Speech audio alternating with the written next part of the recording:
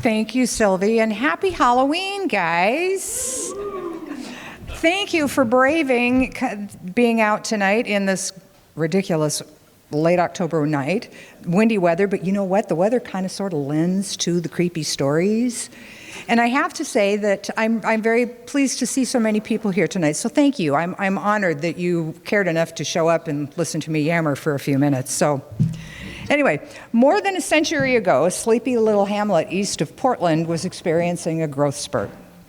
Following its incorporation in 1905, population in the farming community known as Gresham had nearly doubled, from 300 residents to nearly 500 souls by 1910.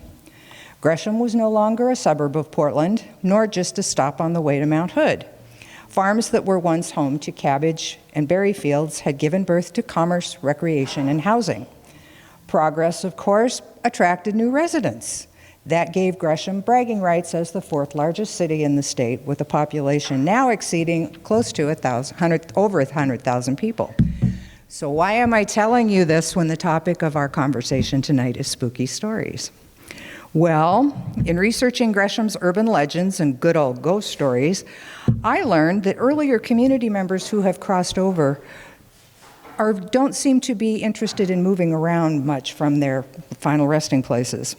If they had secrets, scandals, or unfinished business, they took it with them into the afterlife. The city's earlier residents did leave behind some funny stories and one really good ghost story, but mostly they haven't been known to move around much since they were laid to rest, unless your name was Benjamin Claggett. Benjamin was a hardworking Kentucky native who settled in the Pleasant Home area of Gresham after making the trek across the Oregon Trail in the mid-1800s. Following his death in 1859, he was given a proper burial on the land where he had built his home. In 1861, the Gresham Pioneer Cemetery was officially recognized as the final resting place for several of the community's notable founders and pioneers. It's also where Benjamin Claggett's son was buried, Charles, in 1899. The family felt Ben would be happier in eternity if he could spend it with his son. So Ben's remains were moved to the Pioneer Cemetery. A few days later, a road crew doing repairs on what is now Walters Drive unearthed a box of bones buried partly on the road, partly in the cemetery. Well, the workers didn't want to be plagued by the bad juju that comes along with disturbing a grave, so they reburied the bones, but not until they liberated a gold tooth from one of the jawbones. So who did the box of bones belong to? Well, the Oregonian newspaper picked up the story, and a week later they told the tale of the unearthed bones. Ben's family realized then that the workers they had hired to move Ben's remains to his son's grave probably weren't really reliable. So Ben was moved a third time and has spent the last century plus next to his son in the Gresham Pioneer Cemetery. Mike Andrews, who is in the back, is one of our extraordinary volunteers and our cemetery expert. He takes the public on tours of the cemeteries and loves to tell people on the tour that Benjamin probably traveled more dead than he did alive. In the early 1900s, rumors began circulating of highway robbers who were ambushing folks heading down a trail near the Columbia River. They held up travelers, relieved them of their valuables, and then headed off up the hills to bury their booty. The hills were actually the rolling terrain and trees in what is now Persimmon Golf Course. Lon Sheikey is the vice president of our board of directors and a lifelong Gresham resident. In fact, his family farmed the land where Persimmon sits now, growing cabbage, cauliflower, and berries.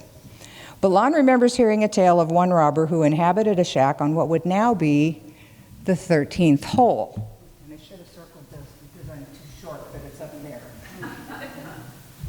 So it's up against the trees, and they're still there. According to the story Lon says has been passed down through generations, the thief buried a jar stuffed with $5,000 in gold coins. He was later buried it behind his shack, and then somebody came in behind him because they heard what he had and they were going to take it away from him, so they killed him. To this day, it's never been verified if the treasure is still buried, was buried, and whether or not the murderer was ever captured. Persimmon's Country Club is, the clubhouse is also considered home to a presence thought to belong to a member who died in the building. Several years ago, an employee at the clubhouse was shutting off the lights and closing the building down for the night. Unbeknownst to the worker, a woman named Janet was relaxing in the sauna. Her body was discovered the next day, still sitting in the spa. Employees at the clubhouse now say they feel like they're being watched or followed when they're walking the hallways near the locker room.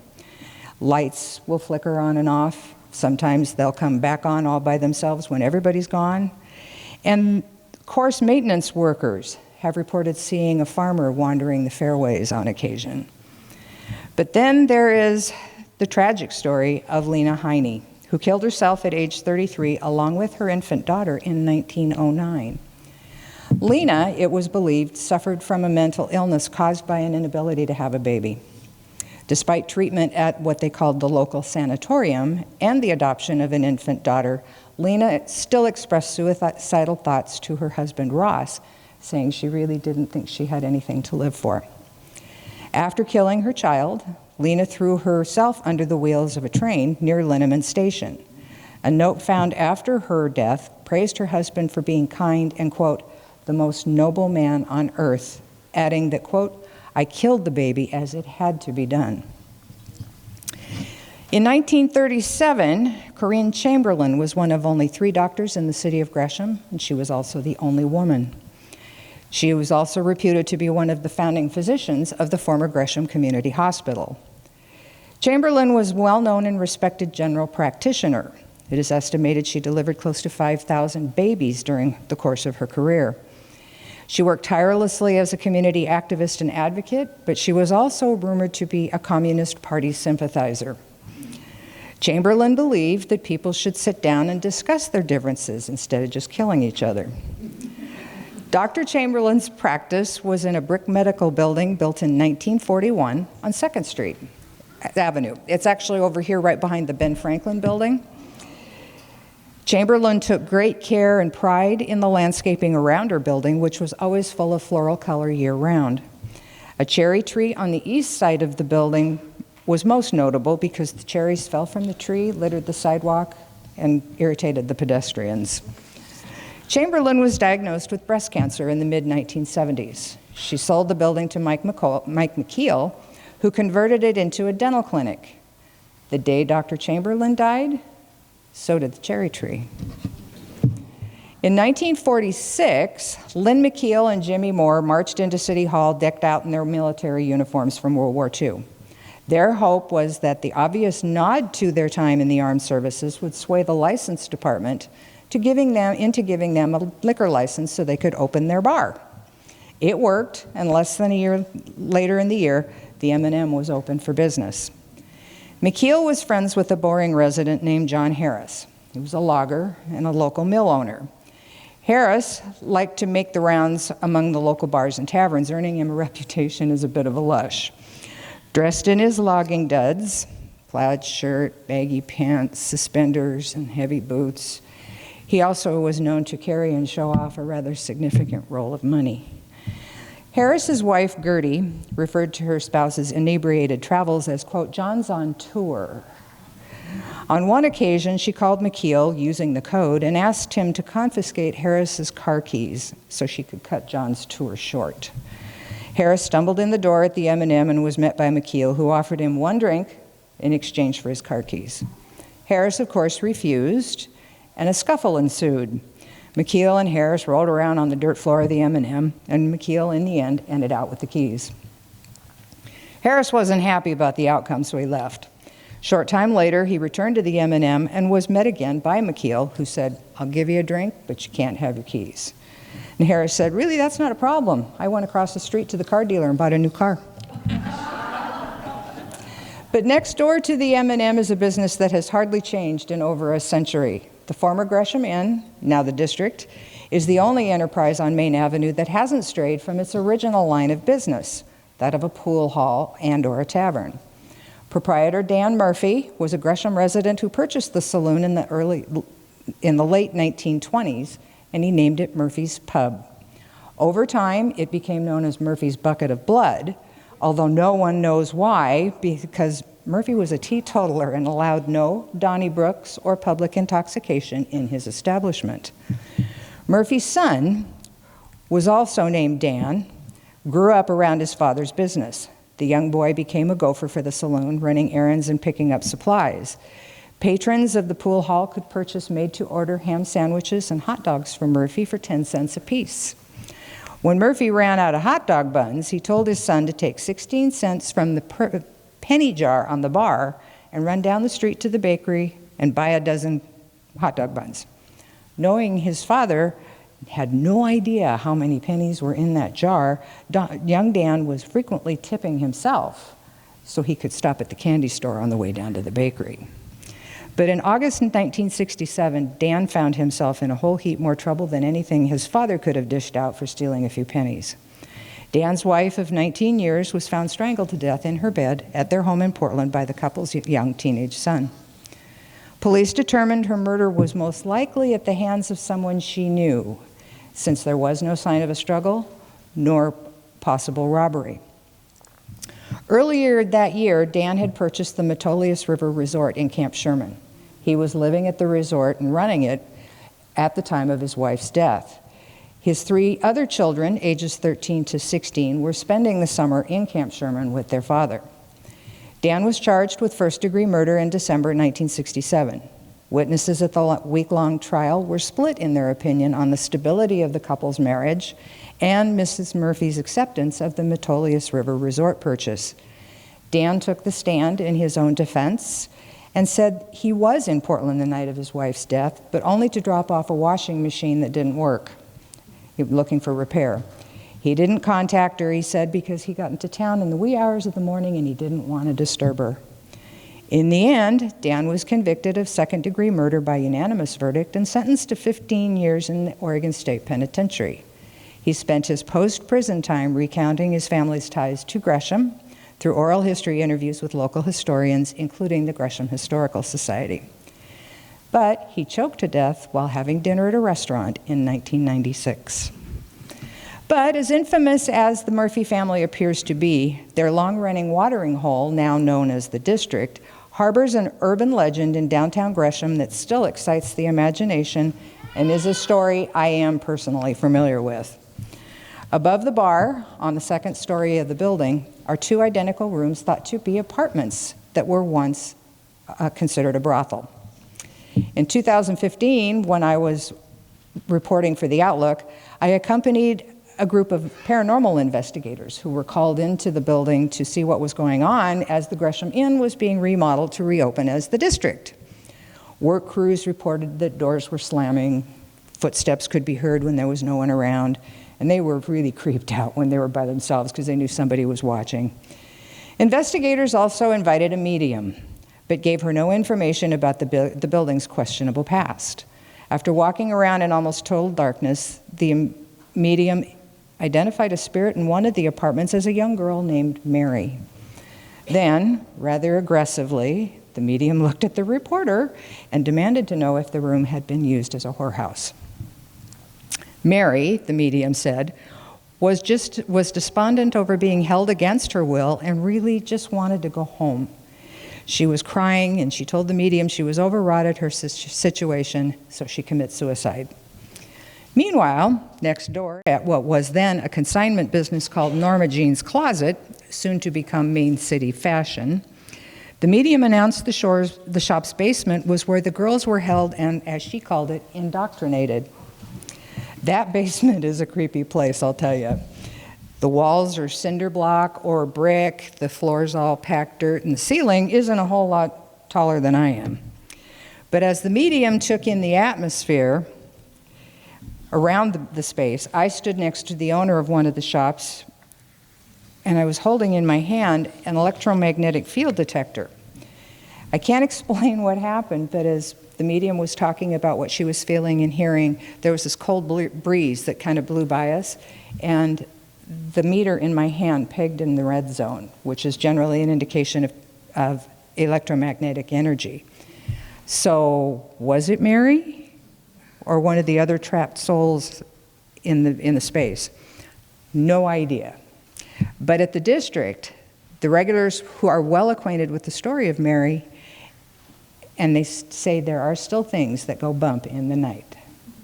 Thanks, you guys. I'd love it if y'all have stories to tell, because I really had difficulty pulling this one together. There wasn't a whole lot to be had. So you guys got any questions you want to add to what I said? I would love it.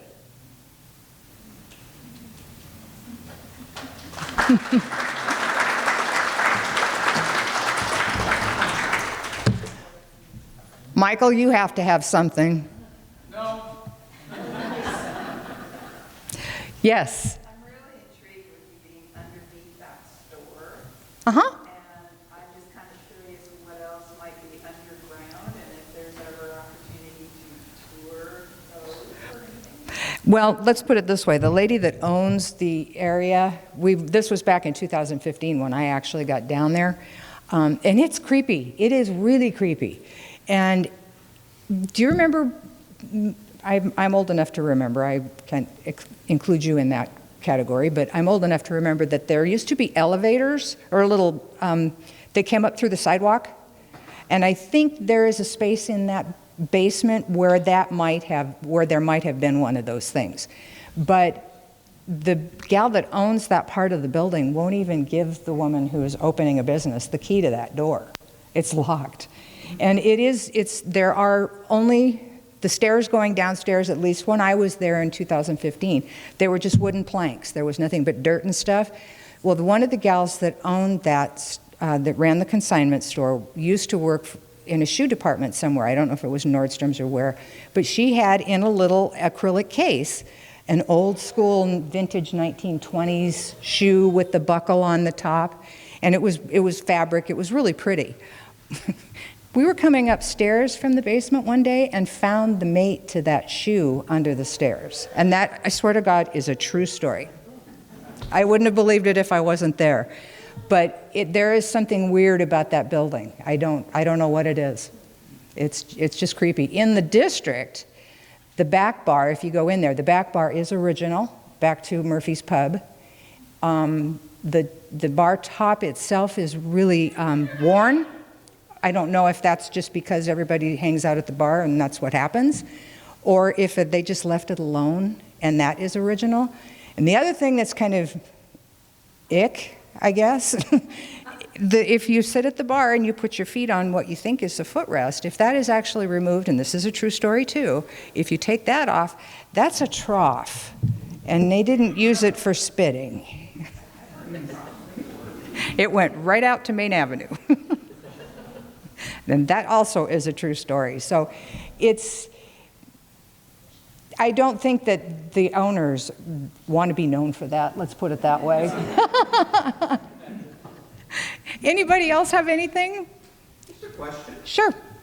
Gresham does not have an underground, does it? Like Seattle? Not that I have heard, but I'll tell you, in researching this, and I've been around since the late 1970s, I know there are stories. I mean, these are old buildings, you guys. There's got to be somebody who just didn't quite make it over wherever they were headed. I have not heard of an underground, but I wouldn't be surprised if there was. Tunnels, just by... Buildings are pretty old. You heard anything about that? Nope. Okay. Believe me, I would be the first one to get in there if there were such a thing. Yes, ma'am. Did you have something to add? Oh, okay. Anybody? Yes, ma'am. You mentioned those elevators. Do you know when they stopped using those? I don't. I remember them from when I was a kid, and they were, especially in downtown Portland, there were several. And they usually used them, and it makes sense it would be where it was if that were the case, and I'm not saying it is. It looked like that would be where they would put it. What they usually did is like beer distributors, soda distributors, suppliers, they'd pull up to the street, they'd pull the elevator up, put the stuff in, and that's how they got it downstairs for storage. That sounds familiar to Portland, but I didn't realize Gresham. It looks like that would be the space for it. I'm not saying that's what was actually there, But it looks like, because that whole part of, well, this is the room. The stairs upstairs to the building itself are over behind that post, and the area that we're talking about is actually over here. The rest of the walls all over here are cinder block. This portion was brick. So it was, I felt, a little newer than the rest of it. But the whole thing was creepy. I mean, the whole room was just really creepy. Those elevators were used up until the early 60s. Thank you. Thank you. I remember them when I was a kid. Yeah, well, So, I remember having to walk around them when I was on the sidewalks, like an owl division. yep. I remember them from when I was down. I grew up part of the years in Portland. And I remember them, you'd be walking down the sidewalk and you got to kind of sort of walk around it because there it is, hanging out in the middle. There was no bell or anything. No. They just came up through the sidewalk without warning. And they had, and on the sidewalk, they had those great big metal plates that if you weren't paying attention, man, those things would hit you. You're right. There was no bell, no warning, no nothing. You, I bet, have got something to share. I don't, because I don't have access to that. We were talking about it. I've been hearing, I want to know what everyone else knows, so I'm here for that. I really don't know. Well, we're not getting any, you, I think, mentioned something about the building that you, around the corner on Powell? Are you talking about 111 Main or 35 Powell? But it'd be 35 Powell, because we talked about the building where your shop is going, yes. Oh, yeah, 35 Powell, that's that long stretch between Roberts and Main. I just know, I think it's what it used to be, but I don't know what you guys were just talking about. I hadn't mentioned it, so you're free to enlighten us if you'd like. I just know things through other people, and I have a few stories from being there alone by myself, and there's a couple of feelings and sounds. I don't know what we're talking about. No, you're fitting right in. You're doing great. You're fitting exactly in with what I'd said. Because under the shoe repair used to be was maybe a mortician up under the Oregon Insurance. There was, Bateman was across the street, but then wasn't the other one, Gresham? There was another funeral home that was down on Powell, right? Way back when? Yeah, the one that's, right. Was Gresham Memorial always up there? Yeah. Okay, because I thought I remember that there was a mortuary that was over there on Powell as well at an early point in time. I thought that they kept people down there because it's cold. There were by the seventh, or that 5 pantry, or that, there was right by that 5 pantry. Yeah, there's one, yeah. How many On people, the left, if you're going towards Portland. One there. Yeah, not just past West Gresham. Yeah. how many people in here have seen a ghost? Ooh, Melissa, you've been holding out on me. Nothing in Gresham. Nothing in Gresham. All my good. Tell me about the ghost you saw. Do you want me to? Let's let him go first because he asked the question, and yes, I do want to know. After my dad passed, I saw him 6 or 7 times, and he was always dressed the way he dressed when I was a little kid. So even though he died at 87, his ghost was in his 40s. And one day I was putting a deck up on the house, and one of the neighbor ladies walked up behind me and said something and startled me, and I must have jumped like 10 feet in the air. She looked at me and she said, "I'm sorry, I didn't mean to startle you." And I said, "Well, while I've been working on this deck, my dad's been on the other side of that glass door watching me." And she instantly started to cry. And I mean, just instantly, there was mascara all over Wow. her chin. And I said, "I'm sorry, I didn't mean to upset you." And she said, "You didn't upset me. You made me the happiest woman in the world. Because every morning when I go out at 5:30 to get in my car to go to sitting on the retaining wall on the sidewalk. And she saw him more times than I did. And then after the two of us were talking about it, 5 or 6 other neighbors said they saw my dad walking down the sidewalk. And I kept his ashes in the house for a year. He died the week after his birthday, and 51 weeks later, I buried him in a rose bed, and after I buried his ashes, he never came back. You put him where he wanted to be. Bless your heart. Who is his dad? Who's your dad?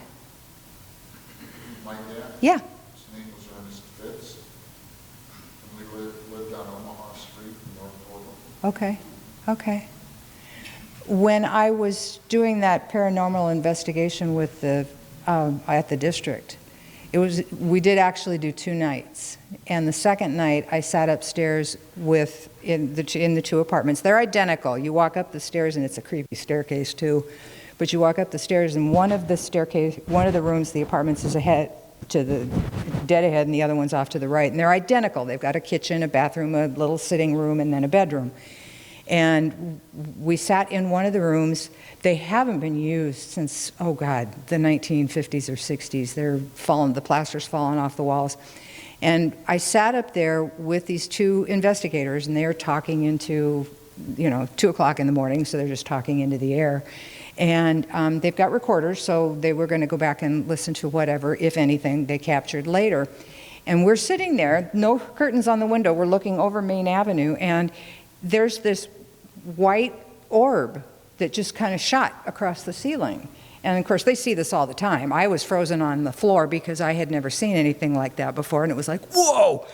So they get up and they get over in front of the window, and they're dancing and moving around, trying to recreate the movement of this shadow, and they couldn't do it. So at that point, we didn't know quite what it was. They didn't, they'd go back and look at the tape and everything else, but we had static cameras set up as well that they could see with cameras running so they could see what was going on in the other rooms, again, to go back and analyze later. And the only bad part about the whole thing was there was no closure for me because I never got to get back together with them after the fact. So Tuesday last week, I decided to go down to the district, and I thought I would shoot more current photos of that area than these, because these are from the story I wrote in 2015. And so the owner of the district was there, and I said, dude, if I bat my baby blues, would you let me upstairs? And he unlocked the door, and I go up the stairs. Well, they're using it as storage, so it's got bar stools and neon signs in it and stuff. But when I walked in the room where her name is Janet, the medium, where she's standing, I walked in that room, that's where she identified Mary. And so I walked in, and I just kind of, thank God I was by myself. Otherwise, I'd probably be in a straitjacket somewhere. I walked in, and I said, "Good morning, Mary. I'm not here to bother you. I'm just looking around." And I didn't feel anything. I didn't feel anything hostile or nothing. It was kind of cool, actually, but she knew I was there. So, Melissa, you've been holding out on me. Okay, so this isn't in Gresham. I'm from Central Illinois originally. You might have seen my husband probably raise his hand too if he was brave. Yeah, there's something about Central Illinois. There's a lot of ghosts there. So you can call it ghost, whatever you want to call it. We both experience things. I don't know if it's a dead person. I don't know if it's our brains. I don't know. We're not crazy, I promise. So my story goes back to the childhood home I grew up in. So my parents are antique collectors, mostly Victorian era. My dad thought it would be a great idea to decorate the whole house in antiques and also put a cemetery fence around our yard from the local cemetery. My friends would never want to come over because it was a haunted house. They always felt watched, and so did I. I didn't really see anything until one night. I woke up at maybe 2 in the morning, and the bed that I slept in as a kid had actually been a historic bed as well from one of the early prominent families, probably the 1860s. And I opened my eyes and I thought I saw my sister. This was probably about 10. It was a little girl. She had like long hair and like a Victorian looking gown on, like a nightgown. And she was looking at some stuffed animals that I had in my little play crib that I had, and I said, "Oh, do you like my toys?" And she just instantly, whoa, and then went to turn around and vanish. And she Wow. too. Okay, you win. That's creepy. You win. He has one too if you want him to speak of him. Okay, so Melissa and I met at a thrift store, Salvation Army, when we were 19 and 20, This was back in Illinois. back in Illinois once again. So part of the nightly closing ritual at those facilities is to pick up your clothing items from the dressing room, put them onto a clothing rack, and then wheel them into the center of the store so they can be put out next morning. So at this point, the lights are already off. This building's creepy at night anyway. There's very little light coming through. But I'm grabbing the clothes from the dressing room and I'm walking them back with onto this rack. So I push this rack into place. There's probably 2 more racks already in place. And as I push it into place, I hear the sound of hangers sliding on the other side. Well, I'm tall enough, I can see over the top of it. So I look over the top and I see the top of this old man's head. I see a bald head, eyebrows, the top rim of glasses. I'm like, oh great, there's still a customer in here. How did I miss this guy? So I go around, walk 2 feet around it, no one's standing there. And so I just book it through the back door. Well, and see, this is sort of what started the whole thing when the district they were doing the remodeling for the district before it opened. The back door is actually on one of those, there's a word for it, and somebody, Kimmy, you would know what it is. What's it called when the door slams shut? Like, on its, it does it automatically. It's got that thing on the top. Anyway, you guys, I'm drawing a total blank. Yeah, it's automatically closes the door. You open it up, you walk through, and it's just kind of got a slow release on it, and it shuts by itself. It was slamming. Well, those don't slam. And so this is what alerted, when they do that slow release and close, they don't slam. So that's what alerted the guys that were working in that and the orbs that they caught on camera, but that's another story. And so the whole thing was weird. We had learned that there was a gentleman that always sat in overalls at the end of the bar. And he was a regular customer. I don't know how they found this out, but anyway, he was way back in the day. And he always wore a cowboy hat. The cowboy hat appeared in the basement, or in the bathroom upstairs. I don't know where, one day there was the cowboy hat. So there's still weird stuff that goes on over there. Still weird stuff. Yes, ma'am. So if we're sharing unexplained mysteries, this is about 35 East Powell, and that was the Springwater Jewelers, and before that it was Jewelers for over 100 years, since the 20s.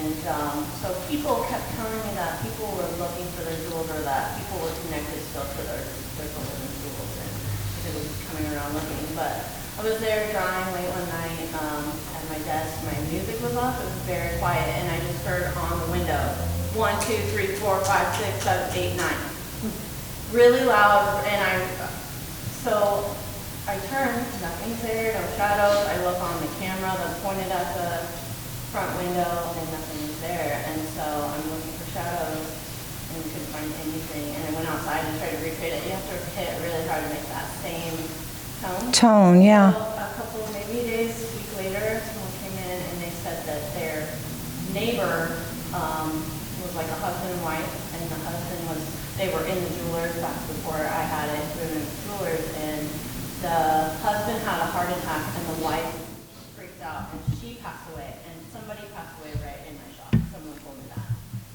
Oh. Knocking thing happened. So I don't know if that's connected, but just a series of weird stories. I apologize. You and I met when I came strolling into your building, and I don't remember your name. I'm Sarah, and I'm also just took over the Molly's consignment at 111. And I mentioned she's going to be the owner of Main City Fashion. So now you can put 2 and 2 together. Yeah, Is so she going to have a corner in her shop just for scary things? yeah, right now it's called Halloween section. But yeah, people have been telling me as I've been taking it over the last couple weeks, you included, walking in telling me this that everyone brings it up. Oh, what's up with that basement? And I just don't know. I want to know if anyone else knows and what you guys know about that building. But I do know, from my experience that That's what it looks like. Is that the one on Old Molly? That's underneath that what was Norma Jean's closet, but that's what it looks like. The door, the stairs that come from upstairs is right around this post. And then this whole room is all a dirt floor, and then over here it's kind of brick and recessed. And that's where we were talking about, remember the elevator we were talking about that? If that were there, that's where it would be. But this is actually the basement underneath your shop. Yeah. And one thing I know is being in something that deals with clothing, it's like people get attached emotionally and spiritually to items like clothing, jewelry. So it's really interesting, all these things that are passing through like my hands and the community. So it's kind of really interesting. Residual energy. Mm-hmm. Yeah. Yes, ma'am. How are you, doll? I'm fine. What'd you say the downstairs was? This is underneath what was Norma Jean's closet. I don't know what it looks like now. This is taken in 2015. It's underneath Sarah's new store, yes. Well, if I recall, there was a butcher shop and J.C. Penney's was on Main Street on that same side. We used to go to the butcher shop, and it was back when the fair was downtown Gresham, the county fair. Hicks was across the street. But I'm pretty sure the butcher shop was in that same block. Maybe where the barber shop is, or somewhere along there. I want to say it was up closer because the M&M was actually a series of buildings, wasn't it? It was a series of buildings, and then finally, or different businesses rather. And I think the butcher shop was in that kind of an area. If I remember the map correctly, I'd have to see it. But I think it was up a little more this direction because the M&M takes up a whole chunk of space. No, I think it was in the right, you're in the right block, but I think it was just north of where you were thinking, as if I remember correctly. But I do know you've nailed the rest of it rather well. My mom used to go into the butcher shop and ask for all the throwaway meats, which was the liver, the kidneys, the heart, and the Okay. bones, and the bones, and it was free. We grew up with bone broth before it ever became trendy. Liz? Do all those stores on Main have basements? That's a good question. I don't know. This one is enclosed by itself. I don't know. Kimmy, do you know if there's a basement under the M&M? I don't think so. Not that I've ever heard or anything. Okay. Like that when I was there. Okay. That's a mystery too. That and the tunnels, I'm going to have to go dig and see what I can find. Anybody else have anything they'd like to enlighten us on? Yes, sir. Thank you for your service, by the way. You don't have to thank me, I had a ball. Anyway, I was raised by a mother that a lot of people thought was kind of weird. And she was Irish, and she drank, so you never knew when she was telling the truth or she wasn't. I got a family like that. My mother's maiden name was O'Reilly. Anyway, when I was a little kid, probably early 50s, my mother brought in a really old woman who had a Ouija board. Most of you probably don't even know what a Ouija board is. But anyway, when I say really old, I was probably 6, 7, 8, so I couldn't judge age, but she was old. And we had a really big, heavy dining room table that if Mom wanted it moved, Dad had to go get another man or two to help him move it. Wow. Because she couldn't pick it up. Anyway, so I'm sitting there and everybody's ignoring me because my mother wants to talk to Grandma. So they've got the Ouija board there, and she is asking the medium questions, which of course the medium spells it out one letter at a time. And I remember after it was over, my dad and my mother were talking about there was no way the the medium could have known correct answers to the questions that Mom asked, but she came up with it. But anyway, it got to a certain point, and my mother asked the medium a question, and the medium said, I can't ask that. Very, very emphatically in words, why I remember it now, probably 70 years later. Plus the fact that Mom pushed her to ask the question, so she started to spell it out on the Ouija board. And this dining room table that it took 2 big men to lift started vibrating and went away from the lady she's sitting there, and the Ouija board and the table went away from her and vibrated over against the wall.